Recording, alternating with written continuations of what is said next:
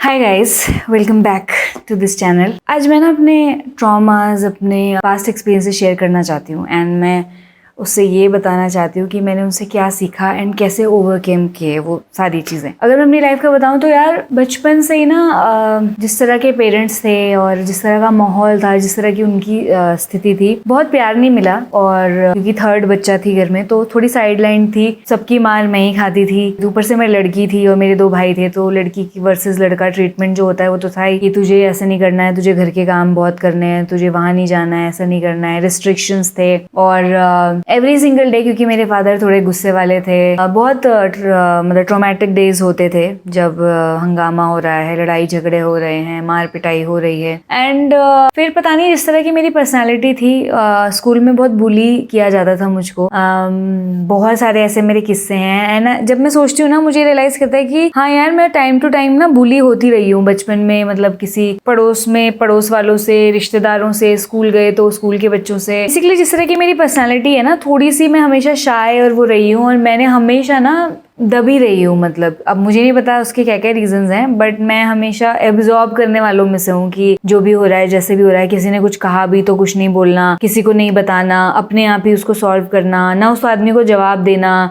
बहुत कुछ इससे भी आता है कि मुझे किसी को तंग नहीं करना, बट बहुत कुछ एक्चुअली इससे भी आता था कि मेरे अंदर वो कॉन्फिडेंस नहीं था, मेरे अंदर वो शक्ति नहीं थी कि मैं किसी से लड़ाई करूं। तो मैं कमज़ोर थी अंदर से, इसलिए मैं अवॉइड करती थी या इसलिए मैं ऐसा बनती थी। मुझे आज भी याद है कि जो मेरी पड़ोस वाली आंटी हुआ करती थी, उनका बेटा और मैं साथ में स्कूल पढ़ते थे। I think 6th 7th 8th में हम रहे होंगे। तो वो मुझे एवरीडे जब भी मैं उनके घर जाती थी, मुझे धक्का मार के वो घर से बाहर निकालती थी। उनको पता नहीं क्या चिढ़ती, उसके शायद नंबर मेरे से कम आते थे या उनकी दिमाग में 100 अदर बातें होंगी। बट जैसे मैं उनके घर जाती थी खेलने के लिए, पहले वो मुझे खेलने के लिए बुलाते थे, पर जब उनको लगता था कि अब जाना है तो वो लिटरली मुझे धक्का देके घर से बाहर निकालती थी। मतलब मैं बाहर जैसे निकलती थी तो मेरे घर और उस घर के बीच में जो भी वो जगह होती है सीढ़ियों वाली, तो वहां बैठ के मतलब रोती थी, क्योंकि मुझे बहुत बुरा लगता था। अब किसी भी बच्चे को यू कैन फील कि कैसा लगता होगा अगर उसको कोई धक्के मार के बाहर निकाले। मेरे साथ ऐसा कई बार हुआ है, मतलब उन आंटी ने ऐसा कई बार किया। वो तो एक बार मैं ऐसे रो रही थी तो मेरे चाचा ने मुझे देख लिया और उन्होंने मुझे कहा कि तू क्या हो गया तुझे, तू रो रही।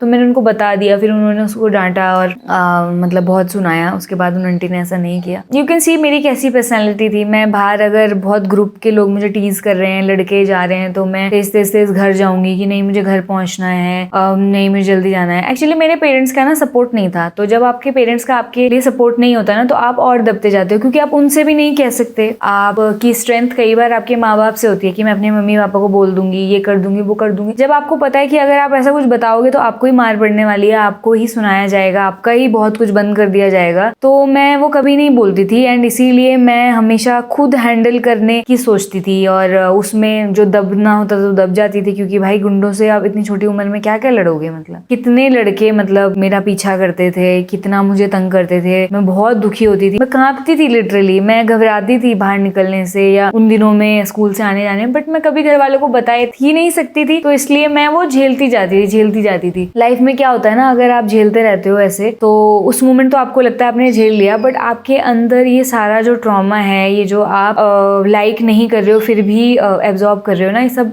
बस जाता है। एंड धीरे धीरे फिर ये आप ट्रिगर होने लगते हो, आपका बिहेवियर चेंज होने लगता है, आप छोटी छोटी बातों पे चिढ़ते हो, परेशान होते हो, घबराते हो। बेसिकली आप एक अनसेफ मोड में चले जाते हो। तो मैं कहूँगी एडल्ट काफी लाइफ में, यंग टाइम्स में, कॉलेज टाइम्स में बहुत ऐसे ट्रिगर होने वाली और थोड़ी सी इरिटेटेड और थोड़े से अनसेफ मोड में रहती थी। आप सिचुएशंस को जल्दी जज करते हो, कोई आपको ये कहता है तो आपको लगता है नहीं नहीं मुझे कर लेगा, मुझे तो ये करना है।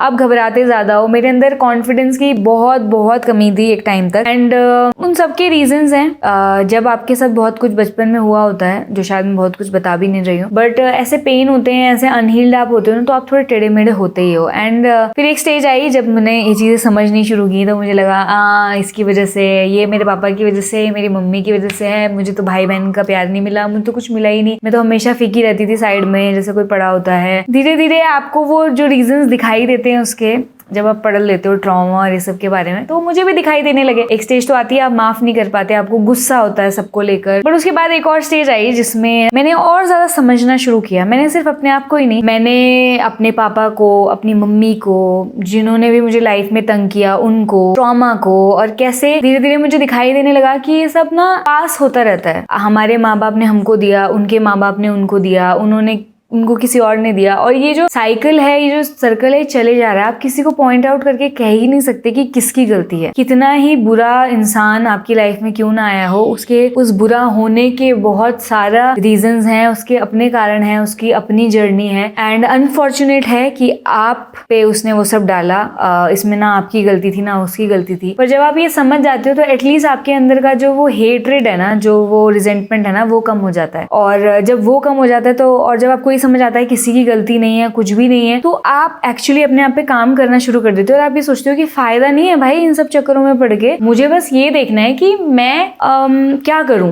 मैं इसको ठीक करने के लिए क्या करूं, अपने आप को समझाने के लिए क्या करूं, लाइफ में आगे बढ़ने के लिए क्या करूं। तो इसीलिए व्हेन यू अंडरस्टैंड दूसरों की स्टेट, अपनी गलतियां भी समझो कि मैंने भी तो ऐसे मूड में ऐसी ऐसी गलतियां की थी।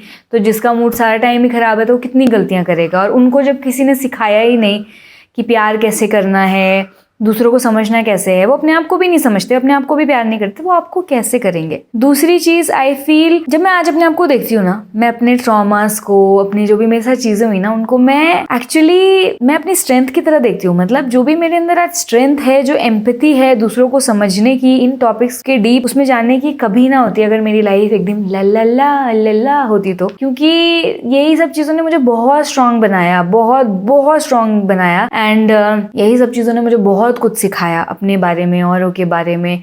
यही सब चीजें मेरी लाइफ में है, तो आज मैं ये वीडियोस बना रही हूँ। तो जब जो भी आपके साथ बुरा हुआ है, उसको बुरा और अच्छे की तरह नहीं, बस ये देखने के कि उसने आपको क्या दिया है, वो देखने लग जाते हैं और आपको दिखने लग जाते हैं ना फायदे, तो आप माफ कर देते हो अपने आप को सिचुएशन को। कहते हो अच्छा ही हुआ ना, ठीक है, अगर वो चीजें नहीं होती तो फिर क्या ही होता लाइफ में, तो ठीक है जो भी हुआ अच्छा हुआ। एंड आई फील ये दो चीजें, ये टॉप 2 थिंग्स, कि एक तो अंडरस्टैंड कर लेना सिचुएशन को, लोगों को समझना कि पहली बात तो सबको ट्रॉमा है, और जिनको ट्रॉमा है वो एक दूसरे को मे बी अनकॉन्शियसली, वो चाहते भी नहीं है तब भी दिए जा रहे हैं, उनकी भी गलती नहीं है, उनको उनकी पिछले वालों को दोष दो, और दोष किसी को दिया नहीं जा सकता। एंड दूसरी चीज़, जब आप एक्सट्रैक्ट कर लो ना अपने सारे बुरे समय से, आपने क्या अच्छा लिया है, आप उनमें से अच्छा निकाल लो और अपनी स्ट्रेंथ बना लो।